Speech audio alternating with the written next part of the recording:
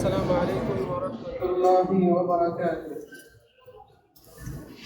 إن الحمد لله نحمده ونستعينه ونستغفره ونعوذ بالله من شرور أنفسنا ومن سيئات أعمالنا.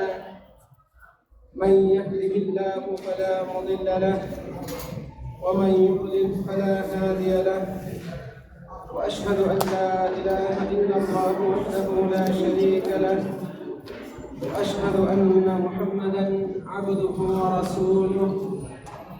أما بعد،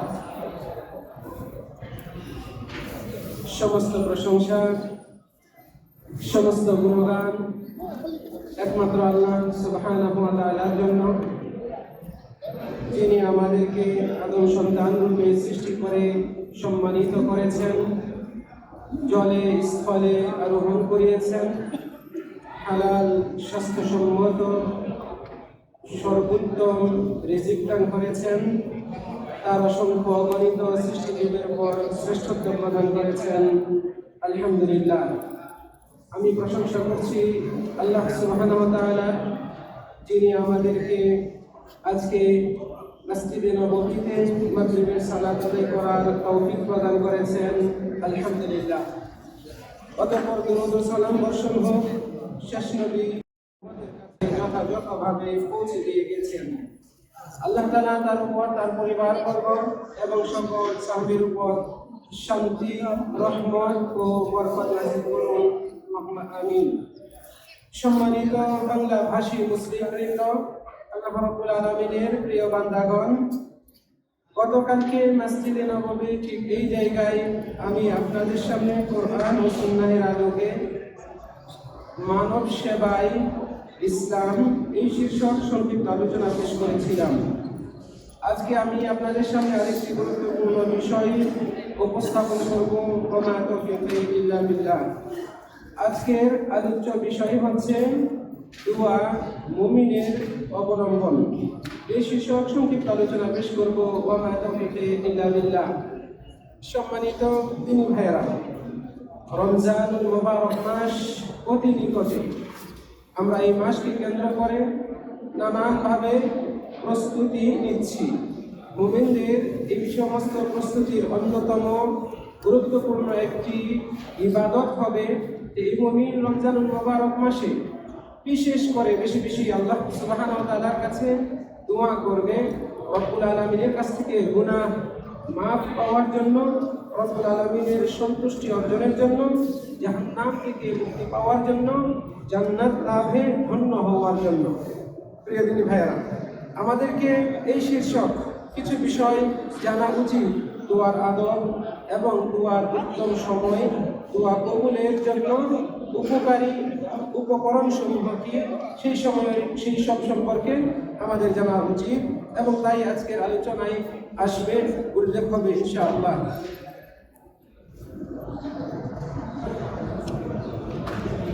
সম্মানিত দিনী ভাইয়েরা, দোয়া আল্লাহ রাব্বুল আলামিনের ইবাদত করার সর্বশ্রেষ্ঠ একটি উপায়।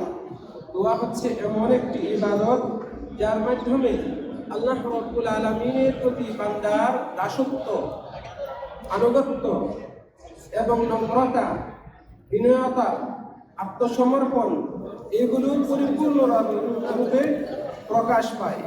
বস্তুত সৃষ্টির সকলেই তাদের ভালো মন্দ ইত্যাদি এই বিষয়গুলোতে তারা তাদের রব মাওলার মুখামুখি হয়ে থাকে, এবং তারা যেন দুনিয়াবী কল্যাণ অর্জন করতে পারে, ইহকালীন কল্যাণ এবং পরকালীন কল্যাণ অর্জন করতে পারে, এবং ইহকালীন ও পরকালীন অকল্যাণ থেকে মুক্তি পেতে পারে, সেজন্য সকলেই রবের প্রতি মুখাপেক্ষী, যেন রব তাদেরকে এই সমস্ত অকল্যাণ থেকে হেফাজত করেন এবং কল্যাণ তাদের জন্য সহজলভ্য করে দেন। মানব জাতির মধ্যে সেই সমস্ত মানুষই সবচেয়ে পূর্ণতায় পৌঁছতে পারে যারা আল্লাহ রাব্বুল আলামিনের প্রতি তাদের দাসত্বকে পরিপূর্ণভাবে বাস্তবায়ন করতে পারে। এক্ষেত্রে সততা অবলম্বন করা, ইখলাস অবলম্বন করা এবং শিরিক বিদআত থেকে নিজেকে বিরত রাখা, হেফাজত করে রাখা, এইভাবে শ্রেষ্ঠ ইবাদতগুলো আঞ্জাম দেওয়ার মাধ্যমে একজন বান্দা উবুদিয়াতের দাসত্বের পূর্ণতায় পৌঁছতে পারে। দোয়া হচ্ছে এমনই একটি ইবাদত যার মাধ্যমে একজন বান্দা এই দাসত্বকে পরিপূর্ণভাবে ফুটিয়ে তুলতে পারে। দোয়া বস্তুত সকল ইবাদতের মূল। এজন্যই আমরা প্রত্যেক ইবাদতের মধ্যেই দোয়া পেয়ে থাকি। আল্লাহ রাব্বুল আলামিন তিনি পছন্দ করেন তার বান্দারা যেন তার কাছে দোয়া করে, তার কাছে কাকুতি মিনতি করে, তার কাছে তাদের হাজতগুলোকে, তাদের প্রয়োজনগুলোকে, তাদের চাহিদাগুলোকে উপস্থাপন করে।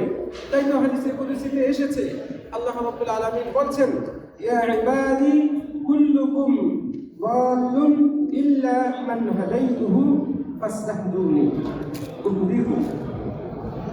আল্লাহ তাআলা বলছেন, হে আমার বান্দারা, তোমরা সকলেই পথভ্রষ্ট, গোমরাহে রয়েছ, ভুলের মধ্যে রয়েছ, তোমাদের দ্বারা ভুল ত্রুটি হয়। ইল্লা মান হাদাইতুহু, তবে আমি যাকে হেদায়েত দিই, যাকে আমি সঠিক পথ দেখাই, যাকে আমি সঠিক পথের দিশা দিই, সে ছাড়া। ফাস্তাহদুনি, কাজেই তোমরা আমার কাছে হেদায়েত চাও, সঠিক পথ চাও, আমি তোমাদেরকে হেদায়েত দেব। হে আমার বান্দারা, তোমরা সকলেই ক্ষুধার্ত, তবে আমি যাকে খাদ্য দিই, রিজিক দিই, সে ব্যতীত। কাজে তোমরা আমার কাছে খাদ্য চাও, খাবার চাও, রিজিক চাও, আমি তোমাদেরকে রিজিক দেব, আমি তোমাদেরকে খাদ্য দেব। এইভাবে আল্লাহ রাব্বুল আলামিন বান্দাদেরকে আহ্বান করেন। বস্তুত এর মাধ্যমে আল্লাহ রাব্বুল আলামিন চান বান্দারা যেন আল্লাহর দ্বারস্থ হয়, বান্দারা যেন আল্লাহর কাছে দুহাত তোলে, আল্লাহ রাব্বুল আলামিনের কাছে তাদের যাবতীয় যাচনা, যাবতীয় চাওয়া পাওয়া, এগুলো যেন বান্দারা আল্লাহর কাছেই উপস্থাপন করে। সম্মানিত দিনী, কোনো বান্দা যদি আল্লাহর কাছে দোয়া না করে, তার দুটি হাত আকাশের দিকে আল্লাহর পানে না তুলে, উত্তোলন না করে, তাতে আল্লাহ রাব্বুল আলামিনের কিছু আসে যায় না। আল্লাহ সুবহানাহু ওয়া তাআলা তাতে ক্ষতিগ্রস্ত হন না। কেউ যদি আল্লাহর কাছে হাত তুলে দোয়া করে, তাতে আল্লাহ রাব্বুল আলামিনের উপকারও হয়। তাই আল্লাহ তাআলা বলছেন, কুল মা ইয়াবাউ বিকুম রাব্বি লাউলা দুআউকুম ফাকাদ কাযাবতুম ফাসাউফা ইয়াকুনু লিযাবা। এভাবে আপনি বলে দিন, তোমরা যদি দোয়া না করো, আমার রবের কাছে তোমরা যদি দোয়া না করো, এতে তিনি কোনো পরোয়া করেন না, তার কিছু আসে যায় না। তোমরা অস্বীকার করেছ, কাজেই এর জন্য অবধারিত শাস্তি তোমরা পাবে। আল্লাহ রাব্বুল আলামিন এইভাবে এই আয়াতে উল্লেখ করলেন। তাতে বোঝা যায় যে কোনো ব্যক্তি যদি আল্লাহর কাছে দোয়া না করে, তাতে আল্লাহর কিছু আসে যায় না। বরং যে দোয়া করবে না, যে অহংকার প্রদর্শন করবে, সেই এর মাধ্যমে ক্ষতিগ্রস্ত হবে। তবে হ্যাঁ, সৎকর্মশীল বান্দা, নেককার বান্দাদের নীতি, তাদের একটা উত্তম বৈশিষ্ট্য হচ্ছে যে তারা আল্লাহর কাছে দোয়া করে। এজন্য নবী রাসূলগণ সবসময় আল্লাহর কাছে হাত তুলতেন, দোয়া করতেন। এটা ভালো মানুষের লক্ষণ, দোয়া করা, হাত তুলে আল্লাহ সুবহানাহু ওয়া তাআলার কাছে চাওয়া, নিজের যাচনা, নিজের প্রার্থনা ব্যক্ত করা। আল্লাহ রাব্বুল আলামিন এই সমস্ত বান্দাদের প্রশংসা করেছেন মহান আল্লাহ। আর তিনি বলছেন, ইন্নাহুম কানু ইউসারিউনা ফিল খায়রাত। এই সব কর্মশীল বান্দারা, নবী রাসূলগণ এবং অন্যান্য ভালো মানুষ, সৎ আমলদার মানুষরা, এরা ইউসারিউনা ফিল খায়রাত, সৎ কাজে প্রতিযোগিতা করতেন। ওয়া ইয়াদউনানা রাহবান ওয়া রাহবা, এবং তারা আমার কাছে আশা, ভয় এর সাথে দোয়া করতেন। ওয়া কানু লানা খাশিঈন, এবং আমার প্রতি তারা অত্যন্ত বিনয়ী। সব কর্মশীল বান্দাদের আচরণ বা বৈশিষ্ট্য এরকম হয়। নবীদের সর্দার নবী মুহাম্মদ সাল্লাল্লাহু আলাইহি ওয়াসাল্লাম, তিনিও আল্লাহ রাব্বুল আলামিনের কাছেই দোয়া করতেন, কাকুতি মিনতি করতেন, এবং তিনি বলতেন, ওয়া আদউ রাব্বি, এবং আমি আমার রবকে ডাকি, আমার রবের কাছে দোয়া করি, আসা আল্লাহ আকুনা বিদুআই রাব্বি শাকিয়া, আশা করি আমি আমার রবকে ডেকে, আমার রবের কাছে দোয়া করে আমি ক্ষতিগ্রস্ত হব না, দুর্ভাগ্যবান হব না, হতভাগা হব না। মানে যে রবকে ডাকে যে রবের কাছে যায় সে ক্ষতিগ্রস্ত হয় না, সে ঠকে না, সে হতভাগ্যদের অন্তর্ভুক্ত হয় না। দোয়া হচ্ছে অন্তরের প্রশান্তি। দোয়া এটা অন্তরের প্রশান্তি, দুনিয়ায় আত্মরক্ষার সুরক্ষা লাভের অন্যতম বড় একটি মাধ্যম দোয়া। এটা অতি সহজলভ্য একটি ইবাদত। দোয়া অতি সহজ অথচ শ্রেষ্ঠ একটি ইবাদত, যা দিনে রাতে জলে স্থলে যে কোনো সময় পৃথিবীর যে কোনো স্থানে এটা করা যায়, এই ইবাদতটি পালন করা যায়। এর উপকারিতা ব্যাপক। ব্যক্তি যেমন দুনিয়ায় উপকার পায়, মৃত ব্যক্তিও জীবিতদের দোয়ার মাধ্যমে উপকার লাভ করে। এটা এমন একটা ইবাদত যা সফরে অথবা নিজ এলাকায় অবস্থানকালীন সময়েও পালন করা যায়, উভয় সময়ে পালন করা যায়। অত্যন্ত সহজ একটি ইবাদত। কোনো সন্তান যদি তার মৃত পিতামাতার জন্য দোয়া করে, এই মৃত পিতামাতাও জীবিত সন্তানের দোয়ার সওয়াব পাবে, বিনিময় পাবে। হাদিসে এসেছে রাসূল সাল্লাল্লাহু আলাইহি ওয়াসাল্লাম বলেছেন, ওয়া ওয়ালাদুন সালিহুন ইয়াদউ লাহু, এবং সৎ সন্তান যে তার জন্য দোয়া করে। সম্মানিত দিনী ভাইরা, আল্লাহ রাব্বুল আলামিনের বিশেষ দয়া ও অনুগ্রহে দোয়া এটা বিভিন্ন বালা মুসিবতকে দূর করে। অনুরূপভাবে আল্লাহর শাস্তি থেকে পতিত হওয়া, ধ্বংসে পতিত হওয়া থেকে উদ্ধার করে রক্ষা করে এই দোয়া। দোয়া প্রকৃতপক্ষে মুমিন সৎকর্মশীল বান্দাদের সিলাহ, অস্ত্র। এই অস্ত্র দিয়ে বিভিন্ন বালা মুসিবত, দুর্যোগ, সমস্যা এগুলোকে প্রতিহত করে। আল্লাহ রাব্বুল আলামিনের কাছে দোয়ার চেয়ে বড় কোনো সওয়াব নাই, মাধ্যম, ওসিলা নাই, যেটা বান্দার জন্য সবচেয়ে বেশি উপকারী হয় তার কাঙ্ক্ষিত বস্তু পাওয়ার ক্ষেত্রে, অর্জন করার ক্ষেত্রে। আমাদের কত কিছুই না চাওয়ার থাকে, আকাঙ্ক্ষা থাকে, আশা থাকে। এই আশা পূরণ হওয়ার জন্য, নিজের চাওয়া অর্জন করার জন্য সবচেয়ে বড় কার্যকরী মাধ্যম হচ্ছে দোয়া। একজন মুমিনের সবচেয়ে বড় মাধ্যম হচ্ছে এটা বিভিন্ন বালা মুসিবতের শত্রু। দোয়া বালা মুসিবতের শত্রু। বালা মুসিবত, বিপদ আপদ, দুশ্চিন্তা, টেনশন এগুলোকে দূরকারী হচ্ছে দোয়া। সম্মানিত ভাইয়েরা, এর মাধ্যমে আল্লাহ রাব্বুল আলামিন কাউকে সম্মানিত করেন, কাউকে অপদস্থ করেন। দোয়া এর মাধ্যমে আল্লাহ রাব্বুল আলামিন কাউকে সম্মানিত করেন, কাউকে অপদস্থ করেন। ওমর ইবনে খাত্তাব রাদিয়াল্লাহু আনহু তিনি বলেন, আনা লা আহমিলু হাম্মাল ইজাবা।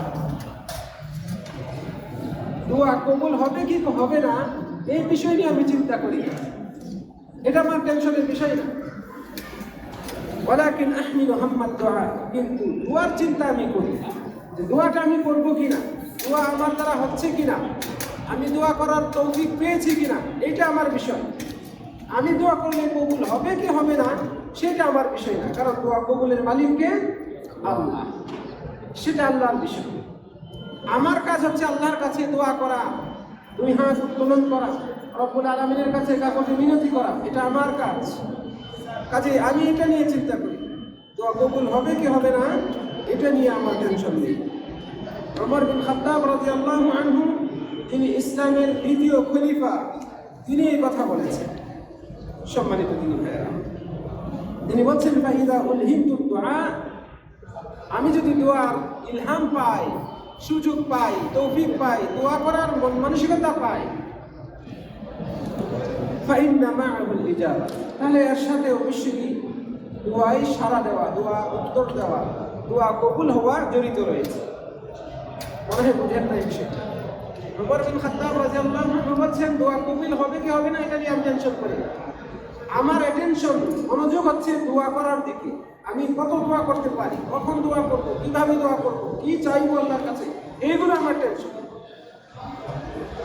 আমি যদি দোয়া করার সুযোগ পাই তাহলে আমার এটা বিশ্বাস, আমার দোয়ার সাথে ইজাবা তথা দোয়া কবুল হওয়া জড়িত রয়েছে। যেহেতু আল্লাহ তাআলা আপনাকে দোয়া করার তৌফিক দিয়েছেন, তার মানে বোঝা যাবে যে আল্লাহ রাব্বুল আলামিন আপনার এই দোয়া কবুলও করবেন। কত বান্দা রয়েছে মাস চলে যায় হাত দুটো উঠে না, কত বান্দা রয়েছে বছর চলে যায়, দুটা হাত আসমানের দিকে রব্বুল আলামিনের দিকে ওঠে না, সে তৌফিক পায় না। আর আপনি প্রতিনিয়ত সকাল সন্ধ্যা নামাজের আগে পরে আপনি হাত উঠাচ্ছেন আল্লাহর প্রতি। আপনার কি মনে হয় না এটা আল্লাহ রাব্বুল আলামিনের বিশেষ তৌফিক আপনার জন্য? আল্লাহ রাব্বুল আলামিনের নিয়ামত আপনাকে আল্লাহ তাআলা দিয়েছেন। আপনাকে আমাকে যাকে আল্লাহ রাব্বুল আলামিন দুটি হাত তার দরবারে তোলার তৌফিক দিয়েছেন, মনে রাখবেন এই তৌফিকের সাথে আল্লাহ রাব্বুল আলামিন দোয়া কবুলটাও জড়িত রেখেছেন। ওমর ইবনুল খাত্তাব রাদিয়াল্লাহু আনহু তিনি এই কথা বলেছেন, ফাইদা উলহিমতু দুআ, আমি যদি দোয়া করার ইলহাম পেয়ে থাকি, তৌফিক পাই, সুযোগ পাই, ওই মন আমার আর মন মানসিকতা জাগে, হাত দুটি আমি উত্তোলন করি, ফাইন্না মাআহুল ইজাবা, তাহলে এর সাথে তো কবুলও রয়েছে। ইজাবা মানে কবুল করা। আল্লাহ রাব্বুল আলামিন দোয়া কবুলও করতেন। আল্লাহর কাছে দোয়ার চেয়ে বড় সম্মানের কাজ আর কিছু নেই। আল্লাহর কাছে দোয়ার চেয়ে বড় সম্মানের আর কোনো কাজ নেই। এত সম্মানিত একটি ইবাদত হচ্ছে সম্মানিত দিন। এর মাধ্যমে দুশ্চিন্তা দূর করা হয়, মানুষকে আল্লাহ রাব্বুল আলামিন নানা বিপদ আপদ থেকে রক্ষা করেন। নিয়ামত পাওয়ার জন্য এবং বিভিন্ন অপকার, ক্ষতি, অনিষ্ট এগুলো দূর করার জন্য সবচেয়ে বড় মাধ্যম হচ্ছে দোয়া। মানুষের মধ্যে সবচেয়ে বেশি অপারগ, অক্ষম, ব্যর্থ মানুষ সেই যে দুটি হাত রব্বুল আলামিনের দরবারে ওঠায় না। যার দু হাত রব্বুল আলামিনের দরবারে ওঠে না, তার মতো ব্যর্থ ব্যক্তি আর পৃথিবীতে কেউ নেই। প্রকৃতপক্ষে সম্মানী সেই ব্যক্তি, এবং এটা সম্মানের ব্যাপার যে রব্বুল আলামিনের কাছে দোয়া, কারণ এর মাধ্যমে ব্যক্তির অন্তর নরম কোমল এটা প্রকাশ পায়। এই ব্যক্তির ভেতরে হৃদয়ে কল্যাণ রয়েছে, এটার আলামত গ্রহণ করে যে আল্লাহর কাছে কারণ সে আল্লাহর প্রতি বিশ্বাস রাখে। সে বিশ্বাস রাখে যে তার উপরে এমন একজন রয়েছে যিনি তার সব কিছু তদারকি করেছে। তার কাছে হিসাব নিকাশ করতে হবে, জবাবদিহিতার সম্মুখীন হতে হবে। এই লক্ষণগুলো তার মধ্যে পাওয়া যায়। প্রিয় দিনী ভাইয়েরা, মহান দাতা আল্লাহ সুবহানাহু ওয়া তাআলার সামনে একজন মুসলিমের দোয়া, এটা মুসলিম যা কিছু চায়, যা কিছু তলব করে, এই মহান দাতা আল্লাহ রাব্বুল আলামিন সেটা কবুল করেন। হয় উপস্থিত সরাসরি কবুল করেন, অথবা অন্য কোনো সময়ে অন্য কোনো উপায়ে আল্লাহ তাআলা কবুল করেন। বান্দা আল্লাহর কাছে যে দোয়াই করে না কেন সেটা বিফলে যায় না, হয় উপস্থিত কবুল করেন, না হয় দেরিতে হলেও কবুল করেন। এই জন্যই হাফিজ ইবনে হাজার রাহিমাহুল্লাহ তিনি বলছেন, কুল্লু দাঈন ইস্তাজাবু লাহু, প্রত্যেক দোয়াকারীর দোয়ায় সাড়া দেওয়া হয়, লাকিন তাতানাওয়াউল ইজাবা, তবে দোয়ায় সাড়া দেওয়া, দোয়া কবুল করা বিভিন্ন রকমের হয়। ফাতাওয়াতান তাকাউ বিআইনি মা দাআ বিহি, কখনো কখনো দোয়াকারী যা চেয়েছে সরাসরি সেটাই পায়। ওয়াতারাতান বিআউদিহি, আবার কখনো কখনো এর বিনিময় হিসেবে অন্য কিছু পায়। তাহলে আমরা যে দোয়াই করি না কেন এই দোয়ার সারা মেলে, এই দোয়াই আল্লাহ রাব্বুল আলামিন জবাব দেন, এর প্রতিদান দেন। কখনো যা চাই তা পাই, কখনো তা পাই না, কিন্তু এর বিনিময়ে অন্য কিছু আল্লাহ রাব্বুল আলামিন দান করেন। সম্মানিত ভাইরা, দোয়ার মাধ্যমে একজন ব্যক্তির অন্তরে প্রশান্তি আসে এবং তার ভেতরে উচ্চ আকাঙ্ক্ষা জাগে, কারণ সে যখন কোনো সিদ্ধান্ত নেয় এবং এই ক্ষেত্রে সে আল্লাহ সুবহানাহু ওয়া তাআলার দ্বারস্থ দোয়া করে, তখন তার আশা আকাঙ্ক্ষা, তার ইচ্ছা শক্তি, তার কর্ম স্পৃহা এগুলো আরও বৃদ্ধি পায়। সে রব্বুল আলামিনের সান্নিধ্য নিয়ে, রব্বুল আলামিনের প্রতি সুধারণা রেখে সেই কাজে নামে। যখনই বান্দার ইখলাস, দোয়াকারী বান্দার ইখলাস শক্তিশালী হয়, সুদৃঢ় হয় এবং তার আশা আকাঙ্ক্ষা প্রবল হয় রব্বুল আলামিনের প্রতি, তখন সেই বান্দার দোয়া কবুলিয়ত পাওয়ার অধিক যোগ্যতা রাখে। এই জন্যই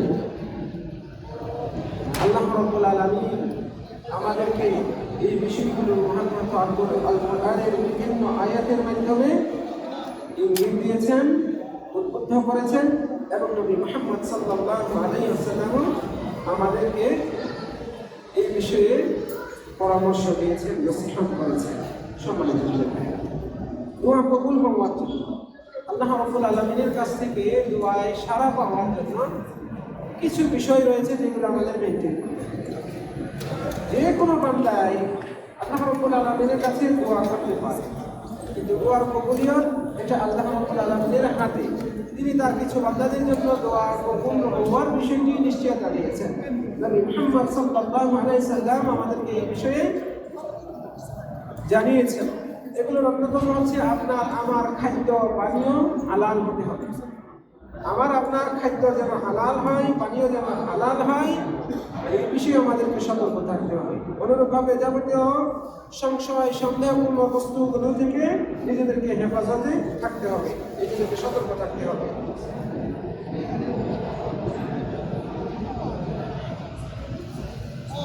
সম্মানিত ভাইরা, দোয়া করার আগে কিছু ভালো কাজ আমাদের করা উচিত, কিছু নেক কাজ করা উচিত, এমন কিছু সৎ আমল করা উচিত। সেই সৎ আমল করার পর রব্বুল আলামিনের কাছে দোয়া করলে এই দোয়া অধিক সম্ভাবনাময় থাকে আল্লাহর কাছে কবুলিয়ত পাওয়ার। অনুরূপভাবে আপনি যখন দোয়া করবেন পরিপূর্ণ মনোযোগের সাথে একান্তে নিভৃতে আল্লাহ রাব্বুল আলামিনের কাছে দোয়া করবেন এবং নিচু স্বরে, উচ্চ স্বরে মাইক লাগিয়ে আশপাশের লোকজনকে সাথে গিয়ে ইত্যাদি ইত্যাদি আনুষ্ঠানিকতার ব্যবস্থা করে দোয়া করা নয়, বরং নিভৃতে একাকী চুপে চুপে আল্লাহ রাব্বুল আলামিনের কাছে দোয়া করুন। জাকারিয়া আলাইহিস সালাতু ওয়াস সালাম তিনি একান্তে নিভৃতে আল্লাহ রাব্বুল আলামিনের কাছে দোয়া করেছেন।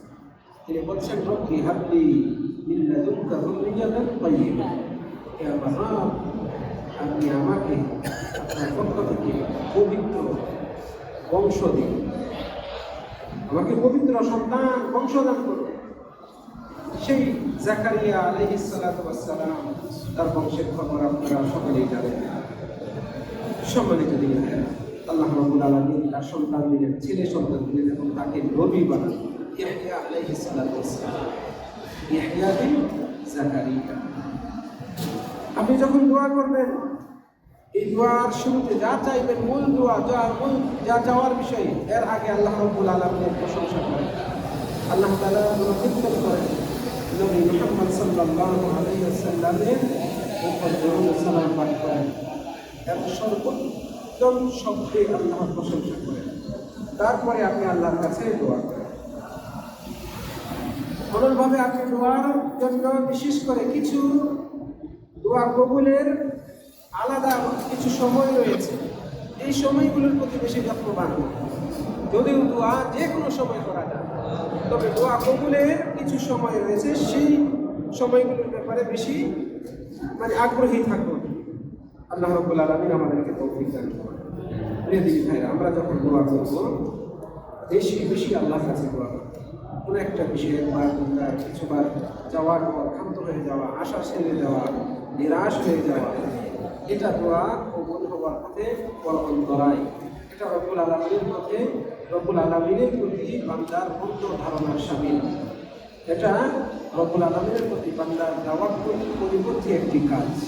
কাজেই আমরা যখন আল্লাহর কাছে বসে যাব, সেটা বারবার মাসুল বান্দার মতো হয়ে আল্লাহর কাছে যাই। সকাল সন্ধ্যা দুপুর, প্রত্যেক নামাজের আগে পরে, প্রত্যেক আযানের পরে, আমাদের আগে যখনই সুযোগ পাবো তখনই আল্লাহর কাছে যাই।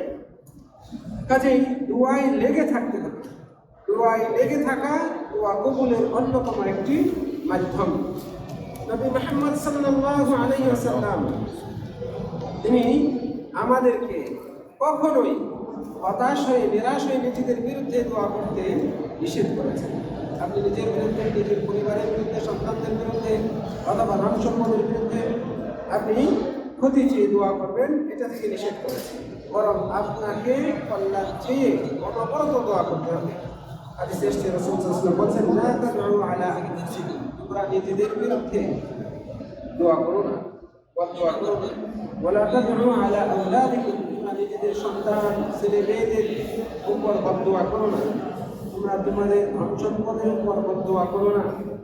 ولا توافقوا من الله ساعة يسأل فيها عطاء فيستجيب له। কিছু সময় রয়েছে যে সময়ে তোমাদের কেউ যদি কোনো কিছু চায় আর ওই সময়ের সাথে যদি মিলে যায় তার দোয়াটা, তাহলে সেটা কবুল হয়ে যেতে পারে। কাজেই তোমরা যে কোনো সময় যে কোনো বিষয়ে বদদোয়া করতে উদ্যত হবে, এটা উচিত নয়। অনেকে নিজের উপর রাগান্বিত হয়ে, নিজের স্ত্রীর উপর রাগান্বিত হয়ে, ছেলে মেয়েদের উপর রাগান্বিত হয়ে বদদোয়া করে বসে। রাসূল সাল্লাল্লাহু আলাইহি ওয়াসাল্লাম নিষেধ করেছে। যদিও এটা রাগ ক্ষোভের কারণে ব্যক্তি উপস্থিত রাগ প্রশমনের জন্য এভাবে বলে, কিন্তু অন্তর থেকে সে চায় না। কোনো বাবা কোনো মা চায় না তার সন্তানের ক্ষতি হোক, তারপরেও রাগের সময় বদদোয়া করে ফেলে, তবু সেটা উচিত নয়। রাসূল সাল্লাল্লাহু আলাইহি ওয়াসাল্লাম বলছেন, হতে পারে সে যখন বদদোয়া করছে সেই সময়টা দোয়া কবুলের সময়। কাজে তোমরা সতর্ক থাকো। প্রিয় দিনী ভাইরা, দোয়া করতে করতে আমরা যেন নিরাশ না হয়ে যাই। আমার তো আল্লাহ শুনেন না, আমার তো আল্লাহ মনে হয় কবুল করবেন না, এরকম ধারণা যেন না আসে। দোয়া কবুল হওয়া অনেক দেরিতে হচ্ছে, দোয়া কবুল হচ্ছে না, এইরকম ধারণা যেন না আসে। দোয়া কবুল হওয়ার জন্য তাড়াহুড়া করা যাবে না। আল্লাহর কাছে ধীরস্থিরতা অবলম্বন করে ধৈর্যের সাথে দোয়া করে দিতে হবে। রব্বুল আলামিন ভালো জানেন তিনি কখন আপনার দোয়া কবুল করলে আপনার উপকার হবে। আপনার উপকার কখন বেশি হবে সেটা তিনিই ভালো জানেন। যার কাছে দোয়া করছেন, যার কাছে উদ্ধার চাচ্ছেন, যার কাছে সফলতা চাচ্ছেন, তিনিই তো সফলতা দেওয়ার মালিক, তিনিই তো উদ্ধার করার মালিক, তিনিই তো কল্যাণ দেওয়ার মালিক, তিনিই তো অকল্যাণ থেকে রক্ষা করার মালিক। তিনিই জানেন কখন আপনার জন্য কল্যাণ, তিনিই জানেন কখন দিলে আপনার জন্য সেটা অকল্যাণী। ফলে যেহেতু তিনি আপনার ভালো চান, কল্যাণ চান, সেই হিসেবেই তিনি সিদ্ধান্ত নেন। কাজেই দোয়া করে এর রেজাল্ট দ্রুত পাওয়ার জন্য তৈরি করা, অধৈর্য হয়ে যাওয়া, এটা উচিত নয়। এটা মন্দ ধারণার শামিল। সম্মানিত দিনী ভাইয়েরা, দোয়া করার অন্যতম মুখ্যম সময় হচ্ছে মানুষ যখন বিছানায় গিয়ে আরাম আয়েশ করে ঘুমায়, প্রশান্তি নেয়, সেই সময় আপনি বিছানা ছেড়ে উঠে যান। রাতের গভীর অন্ধকারে রব্বুল আলামিনের দরবারে দুই হাত উত্তোলন করুন। আশা করা যায় আপনার জন্য আল্লাহ রব্বুল আলামিনের আসমানের দরজা খুলে দেবে। রব্বুল আলামিনের কাছে আপনি আপনার এই দুই হাত উত্তোলন করুন। আশা করা যায় আপনার কাকুতি মিনতি, আপনার আবদার মহান প্রভু আপনার মাওলার কাছে পৌঁছে যাবে এবং বিনিময়ে আল্লাহ রাব্বুল আলামিন আপনাকে করে আপনাকে উদ্ধার করবেন। কারণ এই সময়, রাতের এই গভীর সময়টি এমন সময় যখন রাব্বুল আলামিন দুনিয়ার আকাশে চলে আসেন এবং বলতে থাকেন, মাইয়া দাউনি, কে আছো আমার কাছে চাইবে, আমার কাছে দোয়া করবে, ফাসতাজিব লাহু, আমি তার দোয়ায় সাড়া দেব, তার দোয়া কবুল করব। মাইয়াস্তাগফিরুনি, কে আমার কাছে ক্ষমা চাইবে, আমি তাকে ক্ষমা করব। দুইভাবে ফজর পর্যন্ত রব্বুল আলামিন দোয়া করতে থাকেন। দুই আজানের মধ্যবর্তী সময়ে দোয়া করা দোয়া কবুলের অন্যতম সময়। দোয়া কবুল হওয়ার অধিক উপযুক্ত সময় হচ্ছে দুই আজানের মধ্যবর্তী সময়। দুই আজান বলতে এক হচ্ছে নামাজের মূল আজান, আর একটা হচ্ছে ইকামত। এর মাঝে 10 মিনিট, 15 মিনিট বা সর্বোচ্চ 20 মিনিট যে সময় থাকে, এই সময়টাই দোয়া ফেরত দেওয়া হয় না যখন দোয়া করে বান্দা। পিতা যদি তার সন্তানের জন্য দোয়া করে তাহলে সেই দোয়া কবুল হয়, এই দোয়া আল্লাহ তাআলা ফেরত দেন না। তাহলে আপনি পিতা, আপনার সন্তান, আপনার ছেলে মেয়েদের জন্য বেশি বেশি করে দোয়া করুন, তাদের হেদায়েত চেয়ে দোয়া করুন, তারা যেন সব সময় ভালো পথে চলে, সঠিক পথে চলে, দোয়া করুন। তারা যেন সৎ, নির্ভীক হয়, কর্মঠ হয়, অকিছু না হয়, এই দোয়া করুন। তারা যেন বিভিন্ন দুনিয়াবী ফিতনা থেকে, যুগের ফিতনা থেকে, বন্ধু-বান্ধবদের ফিতনা থেকে, এলাকার ফিতনা থেকে, প্রতিষ্ঠানের ফিতনা থেকে, দুনিয়াবী যাবতীয় ফিতনা থেকে হেফাজতে থাকতে পারে। আল্লাহ রাব্বুল আলামিনের কাছে দোয়া করুন। বাবার দোয়া সন্তানের জন্য আল্লাহ রাব্বুল আলামিন ফেরত দেন না। অনুরূপভাবে সৎ কর্মশীল সন্তান যে পিতামাতার খেদমত করে, পিতামাতার অবাধ্য নয়, পিতামাতার বাধ্যগত সন্তানের দোয়াও আল্লাহ রাব্বুল আলামিন ফেরত দেন না, কবুল করেন না। কাজেই আপনারা আপনাদের পিতা মাতার জন্য দোয়া করুন, কারণ আমরা সকলেই সন্তান, আমাদের পিতা মাতা রয়েছে, হয়তো কেউ জীবিত কেউ মৃত, কিন্তু আমরা সবাই সন্তান। এই হিসেবে আমরা আমাদের পিতা মাতার জন্য দোয়া করব। মনে রাখবেন, সৎ সন্তান সে যদি তার পিতা মাতার জন্য দোয়া করে, পিতা মাতা মারা গেলেও মৃত পিতা মাতার জন্য যদি দোয়া করে, সেই দোয়ার সওয়াব বরকত তারা পেয়ে থাকেন। অনুরূপভাবে জুমার দিনে একটা বিশেষ সময় রয়েছে, যেই সময় আল্লাহ রাব্বুল আলামিন বান্দা যখন দোয়া করে তার দোয়া কবুল করেন। আমরা বিভিন্ন আলোচনায় এই বিষয়ে জেনেছি। জুমার দিনে যখন ইমাম সাহেব মেম্বারে বসেন তখন থেকে নামাজ শেষ হওয়া পর্যন্ত এর মধ্যে যে দোয়া হয়, এই দোয়াগুলো কোনো বর্ণনায় বলা হয়েছে, কোনো বর্ণনায় এসেছে, এবং এটা আরো বেশি শক্তিশালী এবং অধিক বর্ণনা আসরের পর থেকে, জুমার দিন আসরের পর থেকে মাগরিব হওয়া পর্যন্ত, জুমার দিনের আসরের পরে শেষ ঘন্টা, শেষ সময়, এটা অত্যন্ত গুরুত্বপূর্ণ। প্রিয় ভাইয়েরা, কাজেই আমরা এইভাবে এই বিষয়গুলো মূল্যায়ন করার চেষ্টা করি। যারা সৎ কর্মশীল, আল্লাহর ওলি, ভালো মানুষ, নেককার, হালাল খায়, হারামকে ঘৃণা করে, সৎ পথে চলে, ইসলামিক অনুশাসন মেনে চলে, নিজে যেমন সততা অবলম্বন করে চলে, তার আশপাশে অধীনস্থ যারা রয়েছে সকলকেই সৎ পথে চলতে উপদেশ দেয়, এইরকম বান্দারাই হচ্ছে আল্লাহর ওলি, যারা ঈমানের সাথে, ইখলাসের সাথে আমল করে, শিরক মুক্ত, বিদআত মুক্ত, এরা সবাই আল্লাহর ওলির অন্তর্ভুক্ত। আল্লাহর ওলি হওয়ার জন্য আলাদা কিছু লাগে না, বিশেষ আলখেল্লা পড়তে হয় না, বড় পাগড়ি পড়তে হয় না, দাড়ি বিশাল কোমর পর্যন্ত লম্বা রাখতে হয় না, ইত্যাদি ইত্যাদি, যেগুলো আমাদের সমাজে সেগুলো দেখি এমন নয়। বরং কোনো ব্যক্তি যদি নবীর সুন্নত মানে, আল্লাহ রাব্বুল আলামিনের প্রতি পূর্ণ ঈমান রাখে, শিরক মুক্ত, রিয়া মুক্ত, বিদআত মুক্ত আমল করে, সেই আল্লাহর ওলি হওয়ার যোগ্য করা।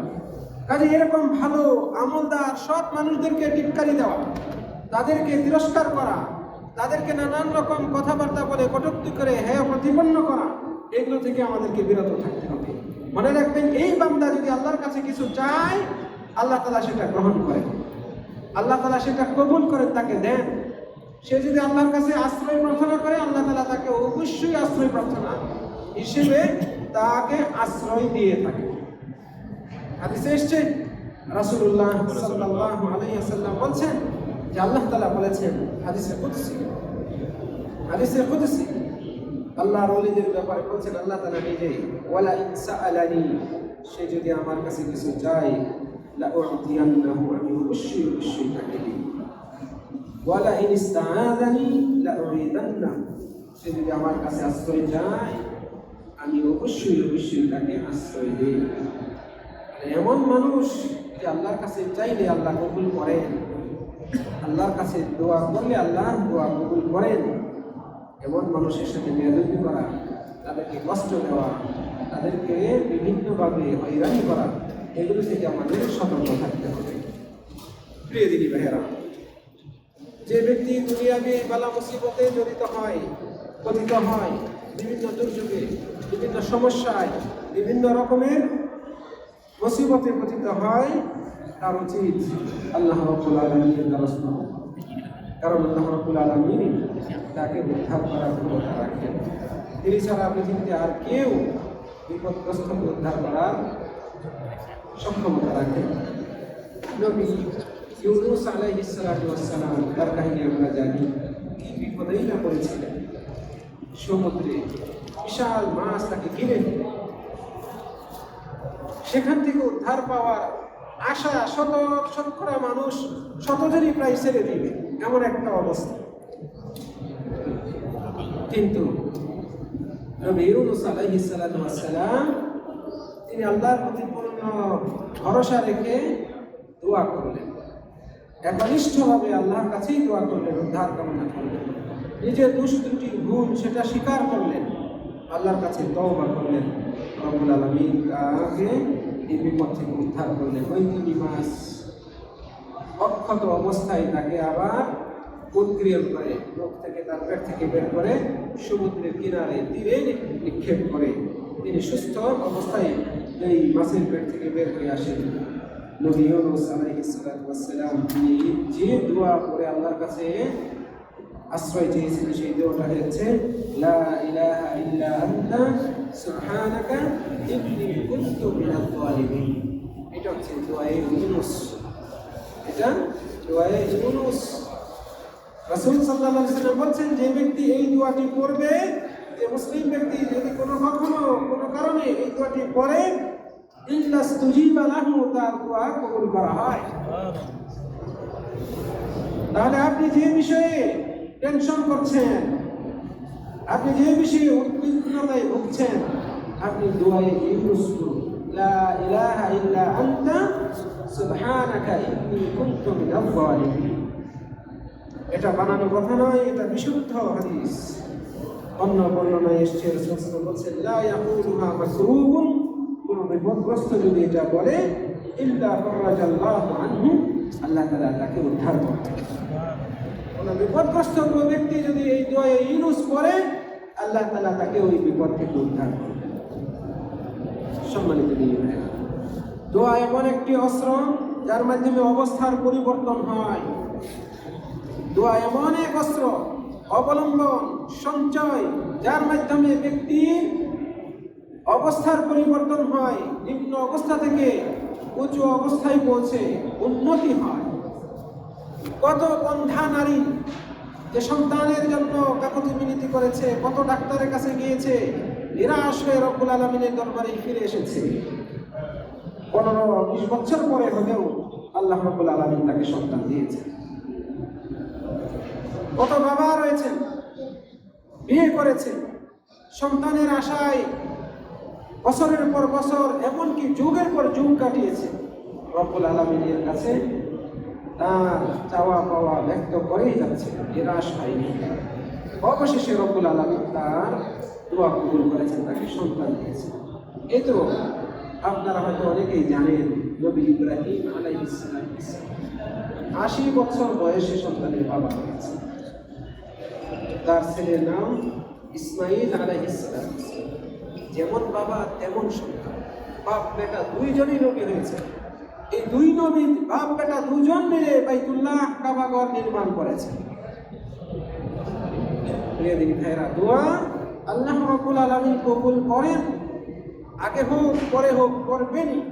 যা চেয়েছেন তা দেবেন, না দিলে তার চেয়ে উত্তম কিছু দেবেন। যা চেয়েছেন তা দেবেন, না দিলে তার চেয়ে ভালো কিছু দেবেন, যেটাতে আপনার জন্য বেশি কল্যাণ হচ্ছে। দোয়া অবস্থার পরিবর্তন করে। কত অসুস্থ ব্যক্তি সে দোয়ার মাধ্যমে সুস্থতা লাভ করে। বহু উদাহরণ রয়েছে, বহু উদাহরণ রয়েছে এই বিষয়গুলোতে। একজন অভাবী, দরিদ্র, ফকির, সে আল্লাহ রাব্বুল আলামিনের কাছে রিজিক চায়, রিজিক তলব করে, চাকরি নাই, যোগ্যতা রয়েছে, এক অফিস থেকে আরেক অফিস, এক কোম্পানি থেকে আরেক কোম্পানি দৌড়াদৌড়ি করছে, সে হাল ছাড়ে না, রব্বুল আলামিনের দরবারে দোয়া করেই যাচ্ছে। আল্লাহ রাব্বুল আলামিন তার দোয়া কবুল করলেন, তার অবস্থার পরিবর্তন করে দেন। দোয়ার বিনিময়ে আল্লাহ রাব্বুল আলামিন বান্দার অবস্থাকে পরিবর্তন করেন। অনেক দুর্ভাগা ব্যক্তি রয়েছে যে তার দুর্ভাগ্যের পর সৌভাগ্য পেয়েছে, সৌভাগ্যের সোপানে আরোহণ করতে পেরেছে। একটা দোয়ার কারণে আল্লাহ রাব্বুল আলামিন একটা জাতিকে একেবারে পানিতে ডুবিয়ে মেরেছে। নবী নূহ আলাইহিস সালাতু ওয়াস সালামের কাহিনী আমরা জানি। যারা তার প্রতি ঈমান এনেছিল তাদেরকে নিয়ে নৌকায় উঠলেন। এই মুমিন বান্দা ছাড়া এই জাতির সব মানুষ, তাদের সবাইকে আল্লাহ রাব্বুল আলামিন প্লাবন দিয়ে, বন্যা দিয়ে পানিতে ডুবিয়ে মেরেছেন। কার দোয়ার কারণে? নবী নূহ আলাইহিস সালাতু ওয়াস সালামের দোয়ার কারণে। তাহলে দোয়া এটা কি অবস্থার পরিবর্তন করে না? অবশ্যই দোয়া মানুষের অবস্থার পরিবর্তন ঘটায়। পরিস্থিতি বিভিন্ন মোড় নেয় দোয়ার কারণে। নবী নূহ আলাইহিস সালাম বলেন, রব্বি লা তাযর আলাল আরদি মিনাল কাফিরিনা দাইয়ারা। হে আল্লাহ, আপনি জমিনে কোনো কাফেরকে রাখবেন, কোনো কাফেরের ঘরবাড়ি, তাদের নিশানা কিছুই রাখবেন না। আল্লাহ রাব্বুল আলামিন একেবারে এমন প্লাবন দিলেন, নবী নূহ আলাইহিস সালামের সন্তানও ডুবে মারা যায়, ধ্বংস হয়ে যায়, কারণ তার সন্তানও ঈমান আনে না। আমরা ফেরাউনের ঘটনা জানি। ফেরাউন এবং তার বাহিনী বনী ইসরাঈলকে আল্লাহ রাব্বুল আলামিন সমুদ্রে ডুবিয়ে মেরেছেন। কার দোয়ার বরকতে? নবী মূসা আলাইহিস সালামের দোয়ার বরকতে।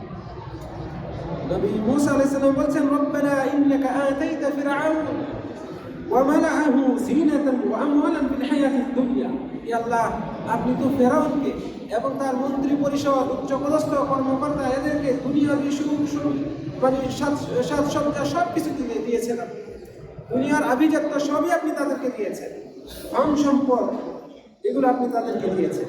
রব্বানা লিয়ুদিল্লু আন সাবিলিক, হে আমার রব, যেন তারা আপনার পথ থেকে বিচ্যুত হয়। তারা তো পথ থেকে বিচ্যুত হয়েছে, সঠিক পথে নয়। তারা গুমরাহ, সীমালঙ্ঘনকারী, তারা জমিনে ফাসাদ সৃষ্টিকারী, এভাবে তারা পথচ্যুত হয়েছে। রব্বানা তুমিস আলা আমওয়ালিহিম, হে আল্লাহ, হে আমাদের রব, আপনি তাদের ধন সম্পদ, সহায় সম্পদ এগুলোকে একেবারে নিশ্চিহ্ন করে দিন, মাটির সাথে মিশিয়ে দিন। ওয়াশদুদ আলা কুলুবিহিম, এবং তাদের হৃদয়টাকে কঠোর করে দিন।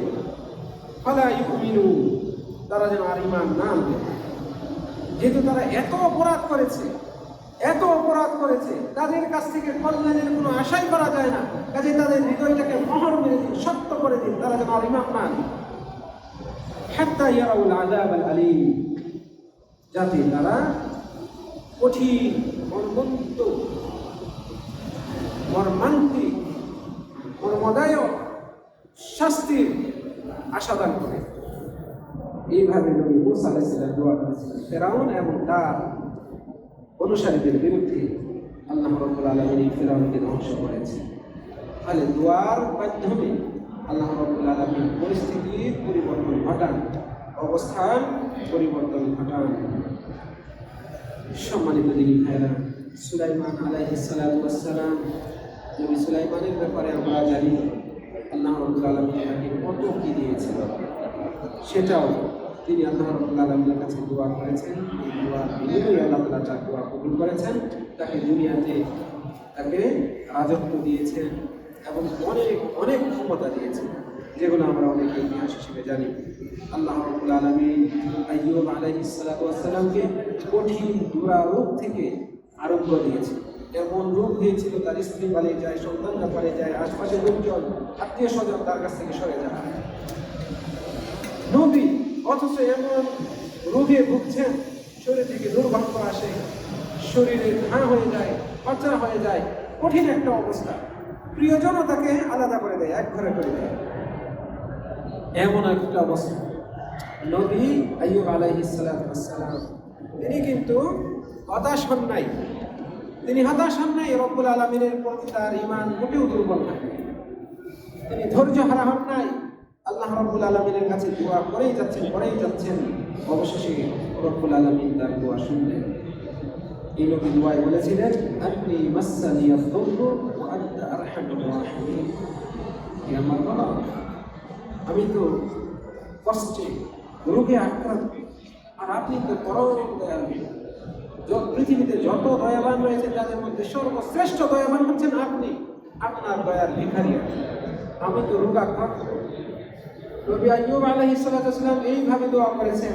আপনি রোগে ভুগছেন, নবীর অনুসরণ করে কোরআনে আল্লাহ উল্লেখ করেছেন যে দোয়াটি আল্লাহ পছন্দ করেছেন, বিধায় এটা কোরআনে আল্লাহ তাআলা উল্লেখ করেছেন।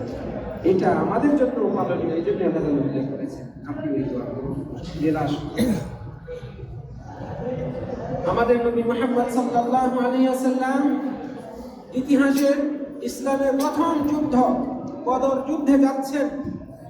যতজনকে সাথে নিয়ে যাচ্ছেন যুদ্ধের জন্য, পথিমধ্যে বেশিরভাগ লোকই যুদ্ধে অংশগ্রহণ না করে মুনাফিকি করে তারা ফেরত আসে।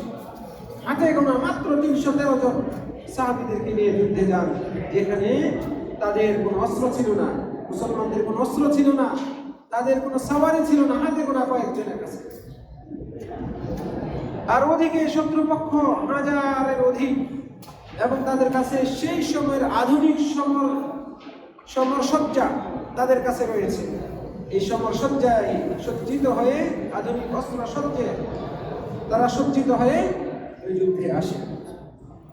আমাদের নবী মুহাম্মদ সাল্লাল্লাহু আলাইহি ওয়াসাল্লাম নিরাশ হয়ে যান নাই, ঘাবড়ে যান নাই, মহান রব্বুল আলামিনের দরবারে দুহাত তুললেন, দোয়া করলেন। রব্বুল আলামিন দোয়া কবুল করলেন এবং মুসলমানদের মুমিনদের সাহায্যে হাজার সংখ্যক ফেরেশতাকে পাঠিয়েছেন আল্লাহ তাআলা। এবং এই যুদ্ধে এই 313 জন হাতে গোনা এই কয়জনকেই আল্লাহ রাব্বুল আলামিন বিজয় দান করলেন। নবী মুহাম্মদ সাল্লাল্লাহু আলাইহি ওয়াসাল্লাম দোয়া করেছেন। কাজেই দোয়া এটা কখনো বিফলে যায় না। দোয়া এটা অবস্থার পরিবর্তন করে। আশ্চর্যের ব্যাপার, আপনার নসিবে, আপনার তকদিরে কি আছে এটা অনেক আগে থেকেই লেখা, নির্ধারণ করা রয়েছে।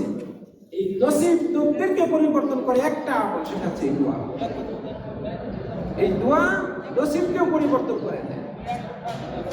তাহলে এটা কত শ্রেষ্ঠ একটি ইবাদত! আল্লাহর কাছে এর চেয়ে বড় কোনো আমল নেই, প্রিয় কোনো আমল নেই, সম্মানী কোনো আমল নেই দোয়ার চেয়ে। এই জন্য আপনি নামাজ পড়েন দোয়া, আপনি হজ করেন দোয়া, উমরা করেন দোয়া, যে কাজে যান আপনি দোয়া, যে ইবাদত করতে যান দোয়া, ঘুমাতে যান দোয়া, ঘুম থেকে ওঠেন দোয়া, খাবার আগে দোয়া, খাবার পরে দোয়া, রাস্তায় যাচ্ছেন, চলছেন, ফিরছেন দোয়া, সকালে দোয়া, সন্ধ্যায় দোয়া, নামাজের আগে দোয়া, নামাজের পরে দোয়া, আজান হলো তাতেও দোয়া। সব ইবাদতই দোয়া, সব ইবাদতই দোয়া। আপনি যে কোনো আমল করেছেন, আমলের ভেতরে দোয়া নাও থাকতে পারে, কিন্তু ওই আমলের সাথে তার পরপরই দোয়া রয়েছে। এই আমলটা যেন আল্লাহ তাআলা কবুল করেন, এই জন্য আপনি দোয়া করেন, রব্বানা তাকাব্বাল মিন্না ইন্নাকা আনতাস সামিউল আলিম। নবী ইব্রাহিম আলাইহিস সালাম এবং তার ছেলে ইসমাঈল আলাইহিস সালাম কাবাঘর নির্মাণ করছেন আর আল্লাহর কাছে দোয়া করছেন, রব্বানা তাকাব্বাল মিন্না ইন্নাকা আনতাস সামিউল আলিম। কাবাঘর নির্মাণ করা কত বড় সম্মানের, কত বড় শ্রেষ্ঠত্বের কাজ! এই কাজ করেও যদি তা কবুলের জন্য আল্লাহর কাছে দোয়া করা হয়, করেন তারা নবীরা, আমি আপনি কেন একটা ভালো কাজ করে দোয়া করব? এই জন্য বলছি, প্রত্যেক কাজেই দোয়া রয়েছে, প্রত্যেক আমলেই দোয়া রয়েছে। দোয়া এত একটি শ্রেষ্ঠ ইবাদত। সম্মানিত ভাইয়েরা, যখন আমরা বিপদগ্রস্ত হই, বস্তুত পৃথিবীতে আল্লাহর বান্দাগণ নানান সময় নানানভাবে বিপদগ্রস্ত হয়ে থাকে, টেনশনগ্রস্ত হয়ে থাকে, দুশ্চিন্তায় পতিত হয়, বলা মুসিবতে পতিত হয়। তখন যেন আমরা হাল না ছেড়ে দিই, আমরা যেন ঘাবড়ে না যাই। আমাদের যাবতীয় উপায় পন্থা যদি বন্ধ হয়ে যায়, আমাদের সামনে থেকে সবাই যদি মুখ ফিরিয়েও নেয়, দরজাগুলো বন্ধ করেও দেয়, আল্লাহর দরজা কিন্তু কখনো বান্দার সামনে থেকে বন্ধ হয় না। আল্লাহর দরজা, মাওলার দরজা, আসমানের দরজা সব সময় খোলা থাকে। অতএব আপনি দুর্দশাগ্রস্ত, বিপদগ্রস্ত, চরম টেনশনে রয়েছে, আপনার এই টেনশন, আপনার এই দুর্দশা, আপনার এই কষ্ট, আপনার এই আশঙ্কা, আপনার এই আতঙ্ক, আপনার এই সমস্যা, আপনি আসমানে যিনি রয়েছেন মহান আল্লাহ সুবহানাহু ওয়া তাআলা, তার কাছে আপনি ব্যক্ত করুন, যিনি আপনাকে উদ্ধার করার ক্ষমতা রাখেন, যিনি বিপদগ্রস্ত মজলুম ব্যক্তিকে উদ্ধার করেন, আশ্রয় দেন। তার কাছে আপনি আপনার এই বিষয়গুলো উপস্থাপন করুন এবং বিশ্বাস রাখুন যে তিনি যারা বিপদগ্রস্ত, অসহায়, বিভিন্ন দিক থেকে নির্যাতিত, তাদেরকে উদ্ধার করার ওয়াদা দিয়েছে, তাদেরকে সহযোগিতা করার ওয়াদা দিয়েছে, মাজলুম ব্যক্তির দোয়া কবুল করার ওয়াদা দিয়েছে। কাজেই আপনি তার কাছে দোয়া করুন, তার কাছে যে ব্যক্তি নানান দিক থেকে সমস্যায় পড়ে, বিশেষ করে যে ব্যক্তি অবিচারের শিকার হয়, অন্যায়ের শিকার হয়, হিংসার শিকার হয়, যে ব্যক্তি মাজলুম, এই মাজলুম ব্যক্তির দোয়া আল্লাহ রাব্বুল আলামিন কবুল করেন। আজকে আলোচনার মাঝে কথায় একটি হাদিস উল্লেখ করেছিলাম যে 3 শ্রেণীর মানুষের দোয়া আল্লাহ তাআলা ফেরত দেন। তাদের মধ্যে অন্যতম হচ্ছে এই মাজলুম ব্যক্তির দোয়া। আল্লাহ তাআলা এটাকে ফেরত দেন না, কবুল করেন। ঘটনা বলি, আমাদের সাহাবাদের যুগের ঘটনা, বিশেষ করে উমর ফারুক রাদিয়াল্লাহু আনহু ইসলামের দ্বিতীয় খলিফা, তার যুগের ঘটনা। কুফা নগরীতে তিনি জনৈক সাহাবীকে সাদ ইবনে আবি ওয়াক্কাস রাদিয়াল্লাহু আনহুকে গভর্নর করে, কুফা নগরীর গভর্নর করে পাঠিয়েছিলেন। তিনি সেখানকার শাসক খলিফা উমর রাদিয়াল্লাহু আনহুকে পাঠিয়েছেন। তিনি ন্যায় ইনসাফের সাথেই শাসন কার্য পরিচালনা করছিলেন, মানুষের ইমামতি করতেন তিনি। কিন্তু সেখানকার কিছু মানুষ হিংসার বশবর্তী হয়ে তার বিরুদ্ধে অপপ্রচার চালায়। খলিফা উমর রাদিয়াল্লাহু আনহুর কাছে চিঠি লিখে পাঠায় যে তিনি যে বিচার করেন না, তিনি নিজে জেহাদে অংশগ্রহণ করেন না, তিনি সালাত ঠিকমতো নামাজ ঠিকমতো পড়াইতে পারেন না, তার ভিতরে এই সমস্যা রয়েছে। এই অভিযোগগুলো শোনার পরে ওমর ফারুক রাদিয়াল্লাহু আনহু তিনি ফরমান জারি করলেন, তার যে প্রশাসনিক যে পদ ছিল গভর্নর পদ, এটাকে তিনি ক্যান্সেল করে দেন, নতুন গভর্নর নির্ধারণ করে তাকে প্রেরণ করেন। আর ওই আমর ইবনে আস রাদিয়াল্লাহু আনহুকে মদিনায় ফেরত আসতে বলেন, ফেরত আসলেন। আসার পরে উমর রাদিয়াল্লাহু আনহু বললেন, তোমার ব্যাপারে জনগণের এই অভিযোগ। তখন এই সাহাবী আমর ইবনে আস রাদিয়াল্লাহু আনহু তিনি বলছেন, আল্লাহর কসম করে বলছি, আমার ব্যাপারে যে বলা হয়েছে আমি নামাজ ঠিকমতো পড়ি না, আমি আল্লাহর কসম করে বলছি আমি নবী সাল্লাল্লাহু আলাইহি ওয়াসাল্লামকে যেভাবে নামাজ পড়তে দেখেছি আমি সেইভাবেই নামাজ আদায় করি। তবে আমি বিশেষ করে এশার নামাজে প্রথম 2 রাকাত একটু লম্বা করি, পরের 2 রাকাত একটু সংক্ষিপ্ত। ওমর রাদিয়াল্লাহু আনহু বলছেন, তোমার ব্যাপারে আমার এই ধারণা রয়েছে, আমার পুরো বিশ্বাস তুমি সঠিকভাবেই রয়েছে। জনগণ এই অভিযোগ করছে। তারপরে বিষয়টি আরো খতিয়ে দেখার জন্য আমর ইবনে আস রাদিয়াল্লাহু আনহুর সাথে আরো 2 জন ব্যক্তিকে, সরকারি ব্যক্তিকে, যারা অনুসন্ধান করবে এই অভিযোগ সত্য না মিথ্যা, এই জন্য পাঠিয়ে দেবেন আবার কুফা। তার আগে প্রতি মসজিদে যেখানে জনসমাগম রয়েছে সেখানে গিয়ে খোঁজ নিয়ে সবাই শুধু প্রশংসা করে, সবাই শুধু প্রশংসা করে। কুফা নগরের এক জায়গায় কিছু মানুষ তার সমালোচনা করে এবং তাদের মধ্য থেকে একজন ব্যক্তি সে অভিযোগ দায়ের করে এবং এই সাহাবীর ব্যাপারে বলে যে ওই যে কথাটা বললাম, অভিযোগ সে করলো, আপনি নিজে জেহাদে শরীক হন না, আপনি নামাজ পড়াতে পারেন না, আপনি এই করতে পারেন না, আপনি এই করেন, এইভাবে তার দোষ দিল। জনগণের সামনে সে এই কথাগুলো বলল, সাথে সাথে এই সাহাবী বলছেন, আল্লাহ তুমি সাক্ষী থাকো, আল্লাহর কসম করে বলছি, আল্লাহ তুমি সাক্ষী থাকো, আমি এই ব্যাপারে আজকের এই উদ্ভূত পরিস্থিতিতে 3টি দোয়া করছি। যদি এই লোক যে আমার বিরুদ্ধে এই অভিযোগগুলো দিচ্ছে, সে যদি এই অভিযোগ দায়েরের ক্ষেত্রে মিথ্যাবাদী হয়, মিথ্যা মামলাকারী হয়, এবং সে যদি অপপ্রচারের উদ্দেশ্যে এবং লোক দেখানোর জন্য এই জাতীয় কাজ করে, নিজে প্রসিদ্ধি পাওয়ার জন্য এই জাতীয় কাজ করে থাকে, তাহলে হে আল্লাহ আপনি এই লোকটাকে এর জীবন, এর আয়ু আপনি বাড়িয়ে দিন এবং তাকে দারিদ্রতায় নিমজ্জিত করুন আর তাকে ফিতনার সম্মুখীন। এই 3টা পত্র যে ব্যক্তি আমর ইবনে আস রাদিয়াল্লাহু আনহুর বিরুদ্ধে এই জাতীয় অভিযোগ করেছিল, আমর ইবনে আস রাদিয়াল্লাহু আনহু কসম করে আল্লাহর কাছে 3টা দোয়া করলেন, হে আল্লাহ যদি এই ব্যক্তি মিথ্যাবাদী হয় এবং সে যদি অপপ্রচারের উদ্দেশ্যে নিজেকে প্রচার করার জন্য, লোক দেখানোর জন্য আমার বিরুদ্ধে এই মিথ্যা কথাগুলো, মিথ্যা অভিযোগগুলো করে থাকে, তাহলে আপনি তাকে বেশি হায়াত দেন এবং তাকে অভাব অর্জনে ফেলেন আর তাকে যুগের যে বালা মুসিবত ফিতনা, এই ফিতনায় তাকে পতিত করে। আর যদি সে সত্যবাদী হয় তাহলে আর এই বদুয়া তার জন্য প্রযোজ্য না, মিথ্যাবাদী হয়।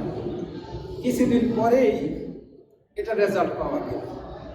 পরবর্তীতে এই লোক আসলে দীর্ঘায়ু লাভ করে, এত বার্ধক্যে পৌঁছে বুড়া হয়ে যায়, এই যে চোখের এই যে অংশ ব্রু, এইটা একেবারে ঝুলে পড়ে, চুপ ঢেকে যায়, এমন একটা অবস্থায় চলে আসে, এত বার্ধক্যে পৌঁছে।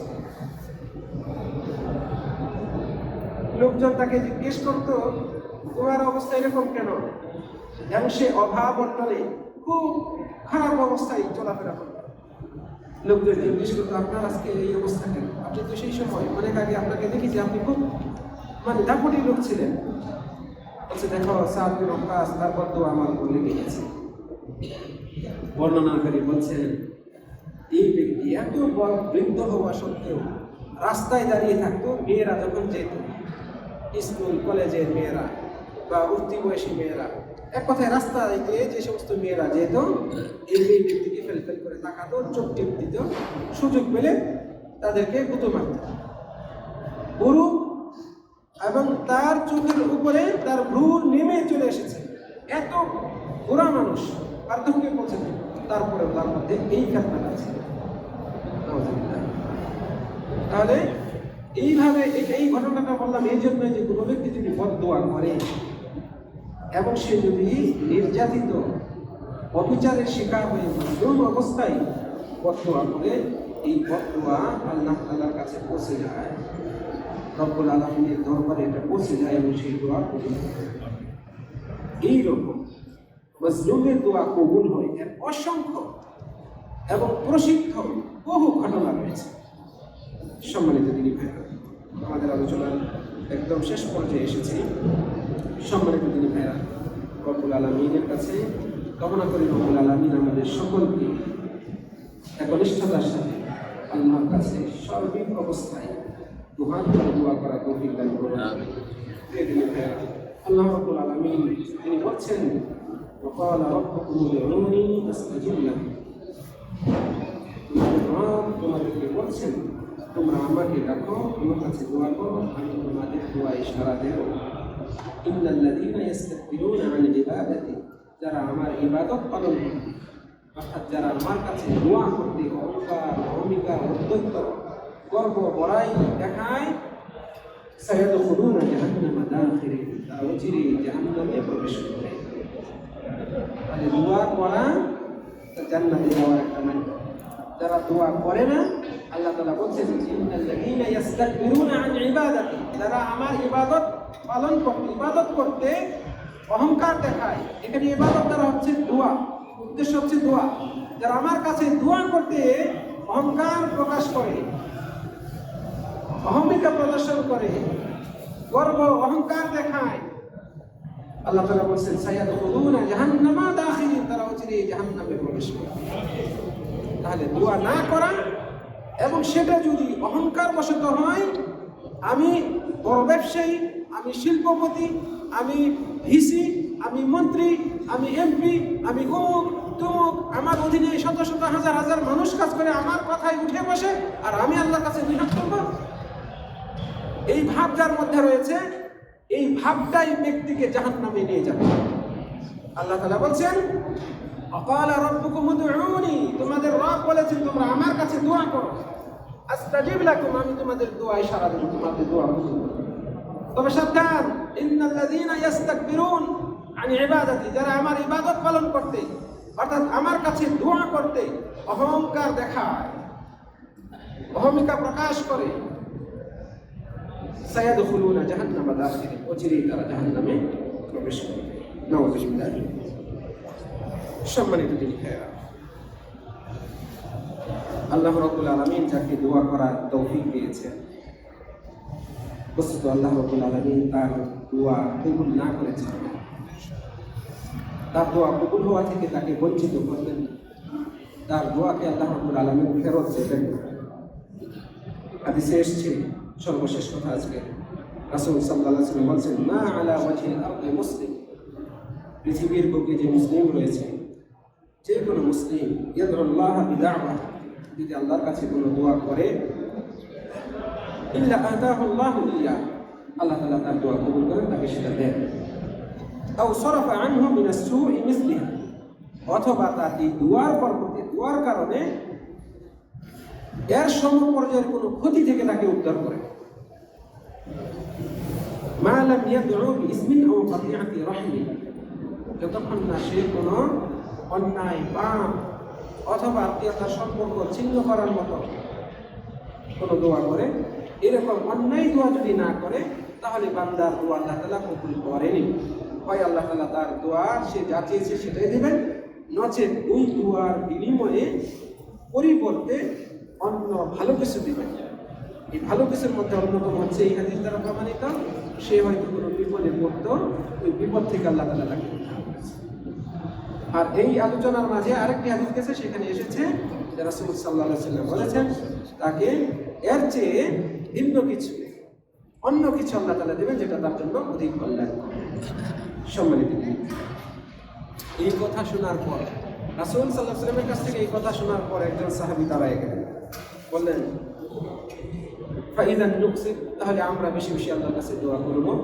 রাসূল সাল্লাল্লাহু আলাইহি ওয়াসাল্লাম বলছেন আল্লাহ আরো বেশি